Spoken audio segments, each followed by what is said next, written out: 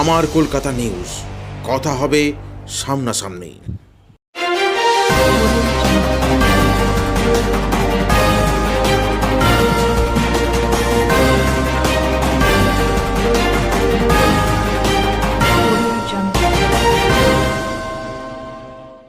অবশেষে ত্রিপাক্ষিক বৈঠকে Bhadreswar Shyamnagar jute mill খুলে গেল।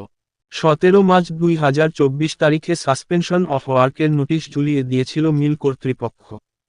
বেশ কিছুদিন থেকে ম্যানেজমেন্টের হুমকিতে শ্রমিকদের মধ্যে অসন্তোষ তৈরি হয়েছিল। এক ডিপার্টমেন্ট থেকে অন্য ডিপার্টমেন্টে বদলি করা, কাজের চাপ বাড়ানো এইসব মেনে নিতে পারেনি শ্রমিকরা। গেটের সামনে শ্রমিকরা বিক্ষোভ শুরু করে। ডেপুটি লেবার কমিশনারের ঘরে এর আগে আলোচনা হলেও কোনো সুরাহা হয়নি। সোমবার পৌরপ্রধান প্রলয় চক্রবর্তী ও সিআইসি প্রকাশ গোস্বামী এবং শাসক দলের ইউনিয়নের হস্তক্ষেপে ডিএলসির সঙ্গে বৈঠকের ফলে মিল খোলার সিদ্ধান্ত হয়। মঙ্গলবার সকাল থেকেই মিলে আসতে শুরু করে শ্রমিকেরা। মালিকপক্ষ দাবি মেনে নেওয়াতে জুট মিলের দরজা খুলে গেল।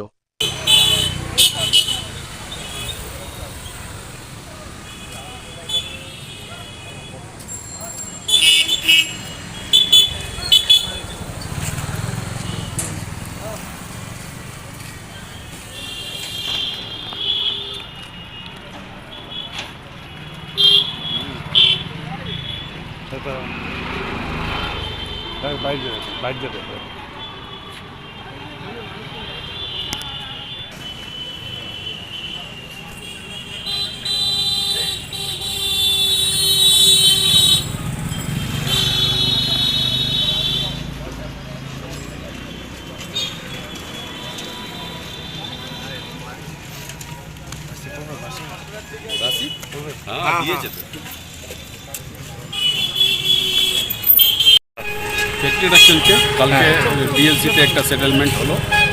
আজকে নর্মালভাবে সকাল 6টা থেকে চালু হয়েছে। পুরো মিলটা চলছে। মিল সাইড ছোট করে চালাচ্ছে, মাল জাম ছিল বলে।